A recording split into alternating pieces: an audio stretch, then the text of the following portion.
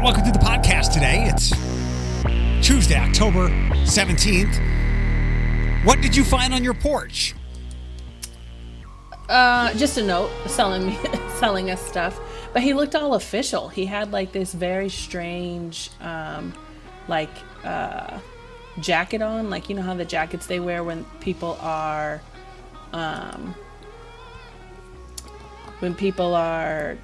picking up trash on the side of the road. Did you see this person in your camera and you raced home?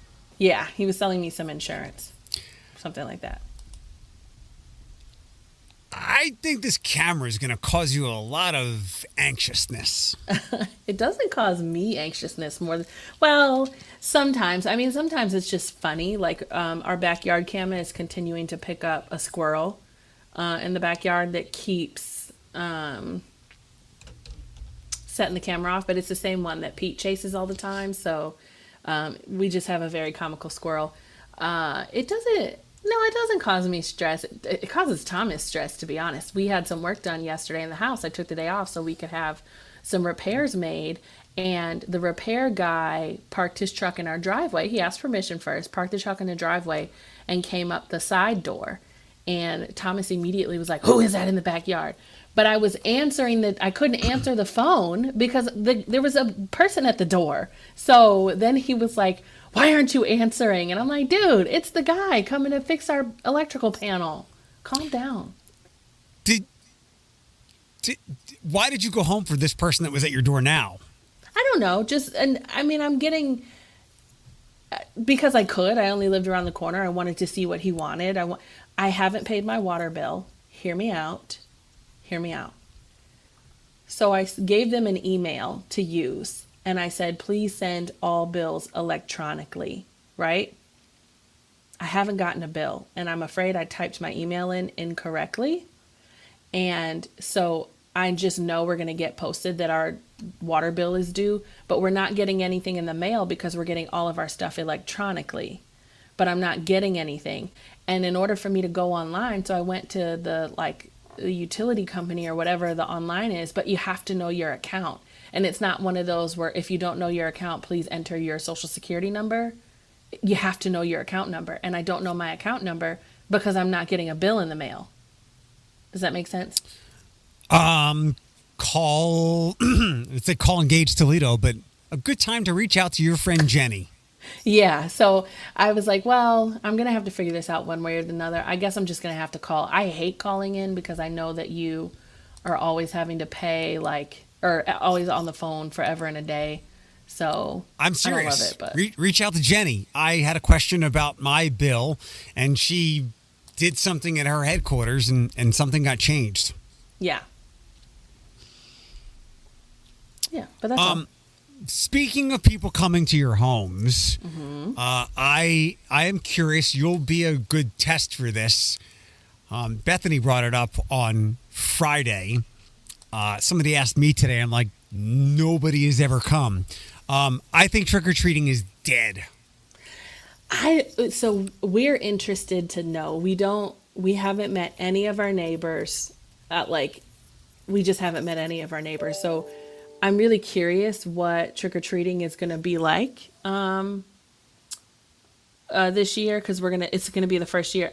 Obviously, I've trick-or-treated with my nephews every year since Andrew was born.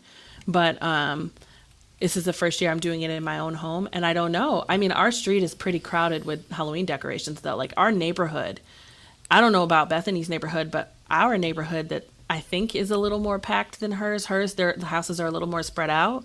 But our neighborhood, they go hard for Halloween decorations. And I'm like, that has to mean that they're trick-or-treaters, right?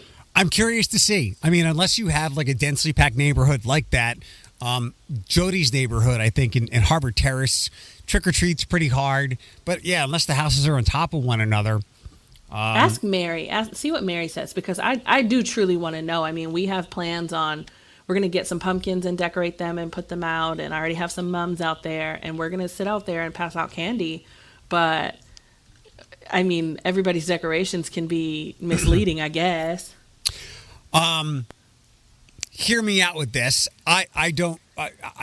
So I would say within the last 15 years, there's been fewer and fewer trick-or-treaters. And it's been this circular effect. Fewer trick-or-treaters, more people thinking they don't need to stay home or do candy, and that's just become like a snowball rolling down a hill. And then in the last, 5 to 7, maybe, I don't know, even 10 years, I guess, the creation of trunk-or-treats and how God will strike down churches if they do not hold them. They're everywhere, and I began to look at this more mathematically. If I were a kid, I mean, you want candy, and I'm not saying like I wish it used to be the way it was back then, because I think the real danger that people actually ignored was kids in the dark running across streets and getting plowed over by cars, not trick-or-treating house to house danger. But it is far more efficient with where we've come with trick-or-treating, even within the last 10 years. Why should I go traipsing up and down streets of my neighborhood or community, my zip code, when a lot of the lights aren't on, your candy sucks, when I can just hit like multiple trunk-or-treats and know that I am guaranteed to get candy? So if I'm 7 years old and I'm wearing my Leonardo turtle outfit, I'm going to all the trunk-or-treats, not walking up and down streets looking for candy. I think trunk-or-treats is the sad evolution of Halloween. I find it to be incredibly sad. I hate trunk-or-treats. I mean, I understand who they benefit, because I think that there are some kids that just don't live in or have access to neighborhoods where you truly can trick-or-treat.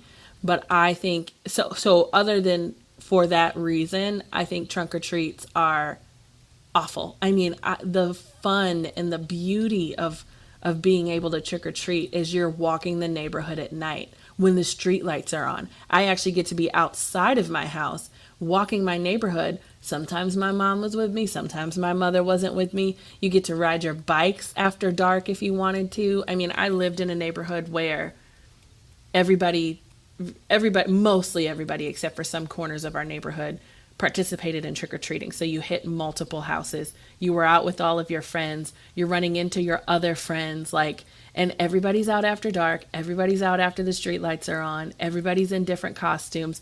Who has more candy? That's the beauty. And it really does actually depend on what neighborhood you live in. Like I said, some of the neighborhoods in our community that are largely more dangerous or trending in a direction that's more dangerous, you're not going to have as many trick-or-treaters. And those kids do deserve to have a good Halloween, and they do deserve to have a good opportunity to be able to do it. So I'm all for different community events so other kids can have access. But if you do live in a neighborhood where you do have the ability to trick or treat, you need to do it. I mean, that's the beauty of it. That's the fun of my brother's neighborhood. I've said this probably 2 or 3 years in a row. It's like a damn Disney movie. I mean, the kids and parents are everywhere. Good luck driving through that neighborhood between the hours of 6 p.m. and 8:30, because it is jam-packed with kids running across the street, not looking where they're going, running up and down the sidewalks, not listening to their parents.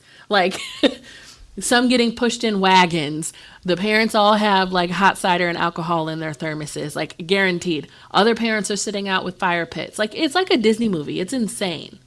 Good. I'm glad that is still happening some places. Maybe I could, with the way I described it, listening to myself think that through, I'm like, you deal with this at work now in your position. Streamlining, optimization, efficiencies. We've optimized acquiring candy in and around Halloween.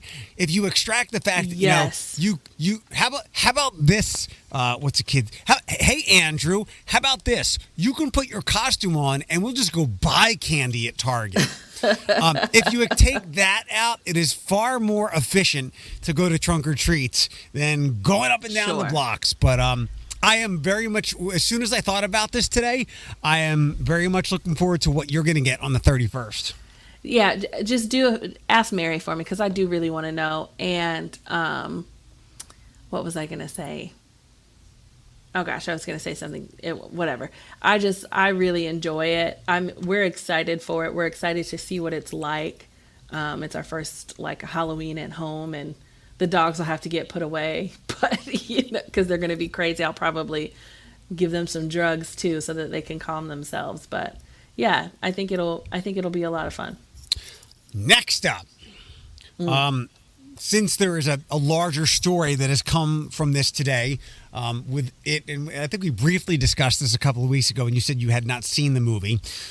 So Crossroads, the Britney movie, is coming out because her memoir is coming out, and I don't know if you saw this, but the big story today was, yes, and she's not reading all of it. Michelle Williams will be reading most of it. I guess Christina Aguilera was on Jimmy Kimmel last night. She got asked about it as she was on to promote her Vegas thing, and I'm glad she had the sentiment that I had. She's like, I hope, because she gets mentioned in there. She's like, I hope it's all good. I hope Britney's in a good place. So you probably didn't hear the story today that she. I'm going to use alleges with everything that comes to this, because as a person who believes the Bible is not historical in any way, shape, or form, I think the Bible might actually be more nonfiction than what Britney's memoir is. Like, what is it? Like an unreliable narrator, I believe is the literary phrase. She said that Justin got her pregnant and she had an abortion. Oh boy, I mean, maybe. I don't know. Maybe. Like, I feel like that actually might be kind of realistic, to be honest. I don't disagree. Like, that is a very reasonable thing, but I would take everything she says in this book with like enough salt to make my heart explode. Exactly. I mean, she might. You know what? I'm not even going to say it. Nope, not going to say it. The other part of this is I can't see her doing interviews. I know 60 Minutes wanted to talk to her. I don't know if she will be speaking or PR stuff or whatever to promote this, but I hope this doesn't make her crack even more. I feel she's absolutely going to do interviews. I think the opposite. For sure. She's going to do interviews because she doesn't have anybody telling her, hey, you know what, this isn't a good idea. Like, maybe you shouldn't do this. She's got to have some kind of adult or manager around her. But none that she's forced to listen to, or none that can step in and override her decisions. Fair enough. I'm sure there'll be plenty of that to get to in the coming days. The Taylor Swift movie complaints that I expected is not what I heard. I mentioned this on the air on Friday when we were doing Taylor Gating. I'm like, I feel bad. I feel a little bit bad for like an older couple going out to see, I don't know what other movies are out, going out to see The Exorcist on a Friday night or a Saturday, and they're like, what is happening here? Yeah. That I did not read of. In fact, what I did come across was some people who attended the Taylor movie were pissed off that they couldn't hear Taylor singing because everybody else was singing. You're joking. So it was like a glorified karaoke that everybody was participating in? I don't know. I mean, you know, we could do we could do an entire podcast that's called People Complained About X. I mean, I don't know. Yeah, I would be but what did you expect though at the same time? I don't think anybody was going to go to the Taylor Swift movie that is basically her concert on film and expect to be able to eat their popcorn and shush other people for talking. Everyone was encouraged to do what they were doing. And the only, like, the Beyonce thing is going to happen. I don't know if it will be to the level of Taylor Swift. That's going to be interesting. I do think that there will be more non-traditional things playing in theaters as theaters, you know, try to survive. Yeah. This might be the apex of decibel volume at theaters, though. And I mean, Rocky Horror Picture Show has been happening for decades. But I'll cut theaters some slack where this might have happened for two reasons. One, maybe they couldn't turn the volume up anymore. Two, maybe they couldn't turn the volume up anymore as to not disrupt other theaters. So I will chalk this up to an anomaly. And I'm sorry especially if like you couldn't afford to go to the concert and even $20 for a movie ticket was a lot for you to take your kid and you couldn't hear. I have a little bit of sympathy if I'm the manager and you're complaining. I'm like, here's some free popcorn, but not totally unexpected. I don't have any sympathy for anybody that was in the show The only sympathy I have is for the people that had to deal with those crowds or the people in the theaters next to Right. a showing of Taylor Swift. I have no sympathy for people that were actually in it because, I firmly believe, what did you expect? Did you really think? Yeah. And maybe you're right. Like maybe it is the age of concerts coming to movie theaters, and it's a different experience than people traditionally sitting in their chair and being quiet while they watch something. Like that was the opposite. They all had the closest they would ever be to Taylor Swift potentially. Yeah. Like right there in the theater with everybody, and then take in the atmosphere. If you're taking your young daughter, which let's be real, like probably the majority of the crowd were like teenagers, early 20s or younger. No shade to anybody that was older than that went. That kind of atmosphere, they're all like-minded. They're all so excited to be there. Everybody's dressing up. Everybody, like I said, probably had plans for it and were counting down the days to that show. Of course it was going to be rowdy. I need to push back on what you just alluded to. And Bethany was surprised to find this out, I guess, on Friday night we were doing Taylor gating. So she's, 36, 37?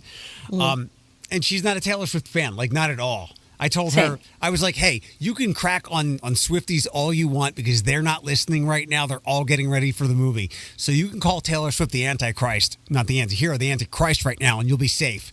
I think if I had to take a guess, if this is multiple choice or something, I think that there are far more older Taylor Swift fans than there are younger. Like in general or on Friday?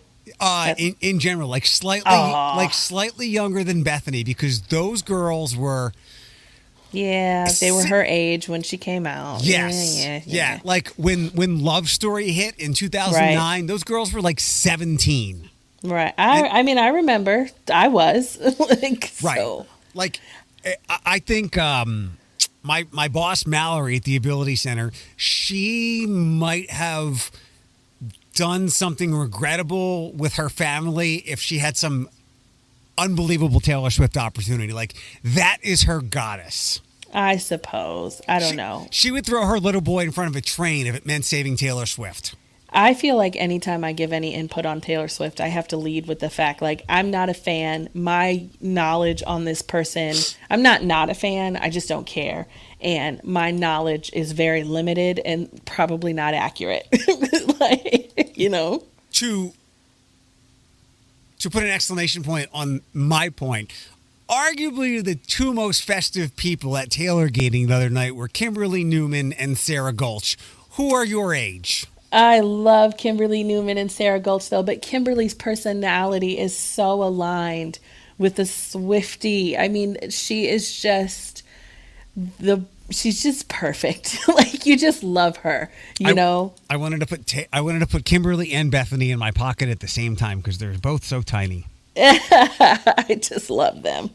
Did you, so I just love this little cottage industry that has arisen out of Travis Kelce and Taylor Swift, because Yes. Okay, sorry.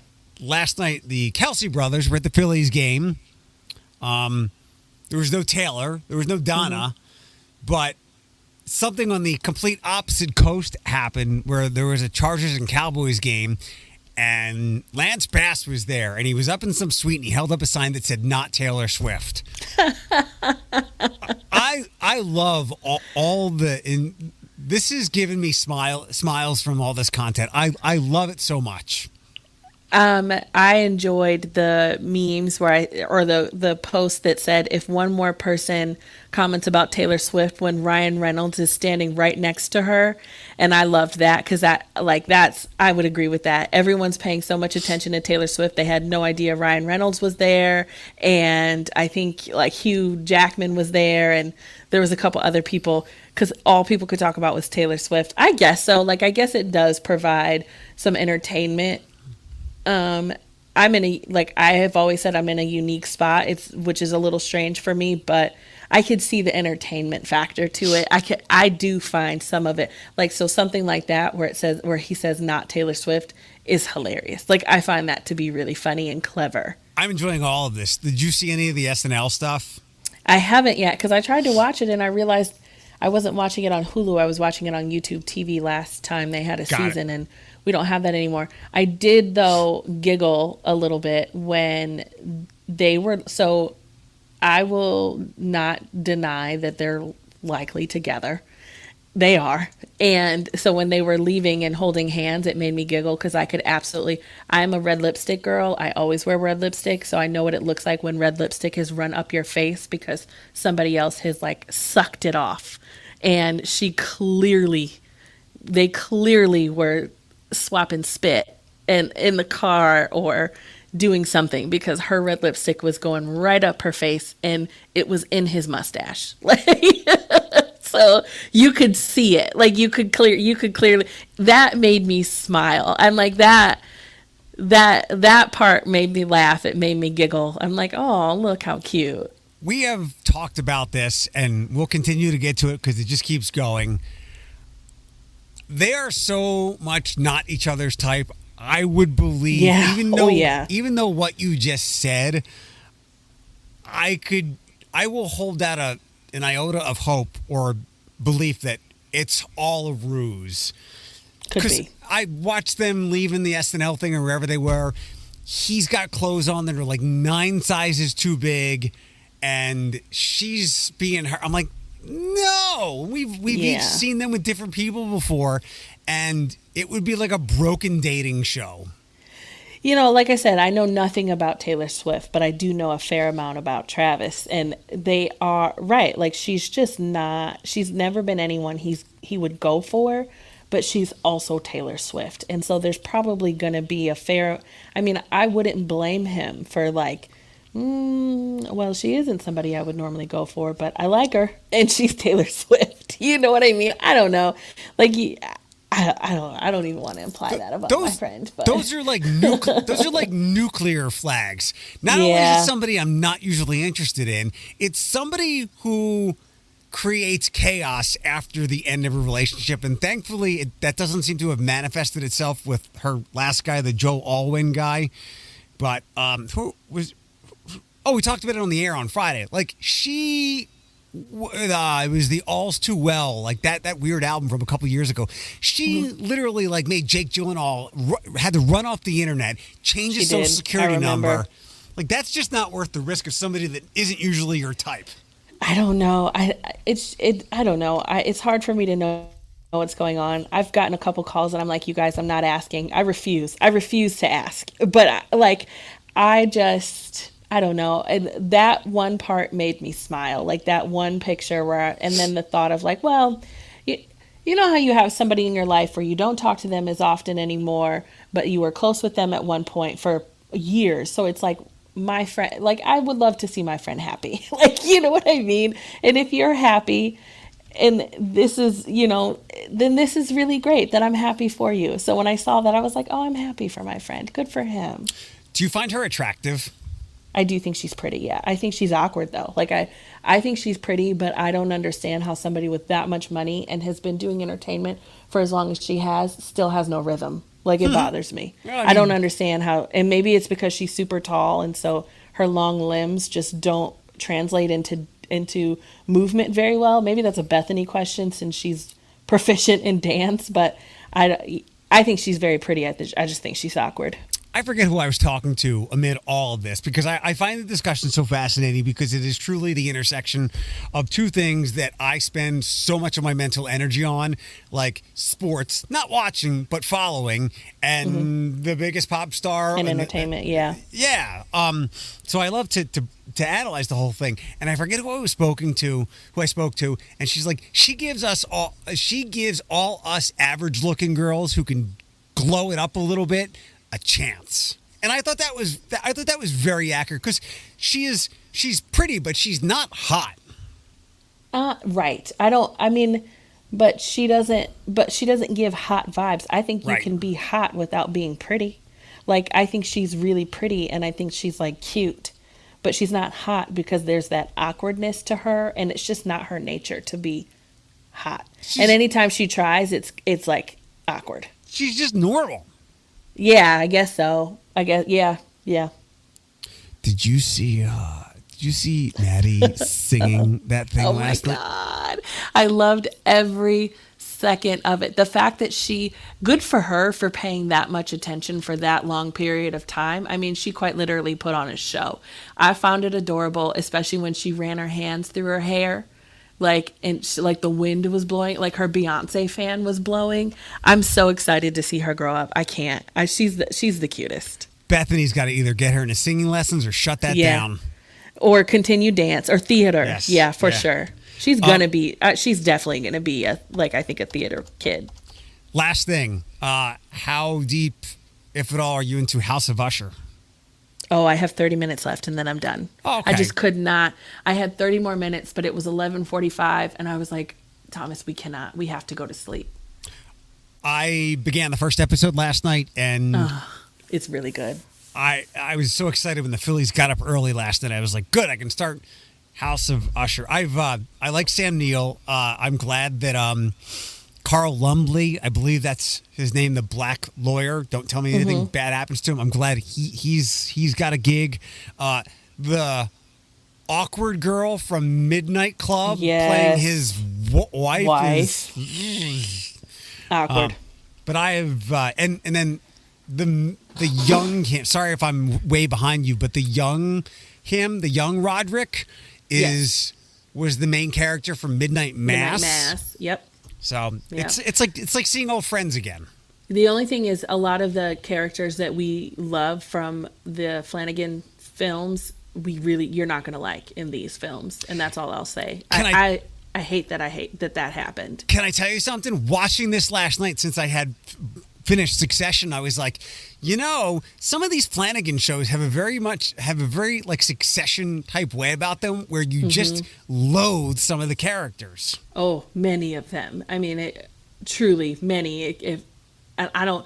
So we're going to finish it today, and then I'm going to go on the internet and I'm going to spend hours like watching people analyze it and hearing what everybody's feedback is, and then I'm going to watch it again because I don't know Edgar Allan Poe like most people, and Same. I know there's all sorts of Poe references, and I'm bummed. I feel like I'm missing out. Like I feel like it's a niche that I'm not a part of, and that is really taking away from me being able to enjoy the full show. So I'm going to try to do as much research as I can and then watch it again. I have in my notes or my calendar that tomorrow Bodies is something that hits Netflix. And I don't know. I saved it months ago. I saw something else about it over the weekend, and it says it's compared to Dark. And you know how much I loved that show? Oh, yeah, you did. So when you need to watch something, or when you're looking for something else, Bodies tomorrow, Netflix. I will do that. Also, it's tradition for me to watch Teen Witch every year before Halloween, from 1989, Teen Witch. I watched that this weekend. It was great. I know Teen Wolf, not Teen Witch. Teen Witch was fantastic. It was a cheesy coming of age, like I'm 16 and I want to be cute and popular film from 1989. It was great. I think that's it. Oh, very good. Any dogs any pets destroying your basement yet? More again? No. Pete got out of we have a dog, we have like a dog gate on multiple rooms, and Pete got out of one of them, and it's like a pretty massive and like strong gate, and I don't understand how he did that, but he did. So shame on him. Shame, Pete, shame. There was something, what did you say the other day? Like, you guys can't have nice things? Oh, because the cat's urinating in the house. And it makes me sad. My mom made a good point that we were convinced already that the previous owner must have had an animal that would pee downstairs. Right. Yeah. And we think he might have peed in the corner of that room, and that is why the cat is peeing there. I said that. And Mom said that too. So so I do believe that. I did put his litter box over there in that corner because I don't want to keep him from going downstairs. But I can't have him keep doing that. Luckily, though, you still can't smell it. For him to have been doing this literally for at least 4 days, and I haven't done anything to really stop him, when you come into my basement, you still don't smell any of it. So. And a very special happy birthday to your mom. I am so glad that, 35 years or so ago? Excuse you? She and your dad had some wine, and then bang, you popped out like 9 months later. I am only 33. Thank you very much. Well, but she was like 35 or whatever, or 35 years ago, whenever, like 34 and a half, whenever they did what they did to make you, I am very happy. It's my mommy's birthday. I think I'm going to go see her after work today. I just got some stuff to work on that's going to keep me here a little while longer. But... I was told earlier that there's a bunch of power out on Route 20. Oof. I wonder why. Yeah, so because she's still down that way, right? In the apartment complex. It's wind season. They get wind really bad around this time of year. All right, well, give all the birthday wishes to Mary for me, and please, especially tell her that I say Eric is glad you guys had sex when you did. Oh God, I will never. Okay. I'm ending this. Bye bye. Goodbye. Bye bye.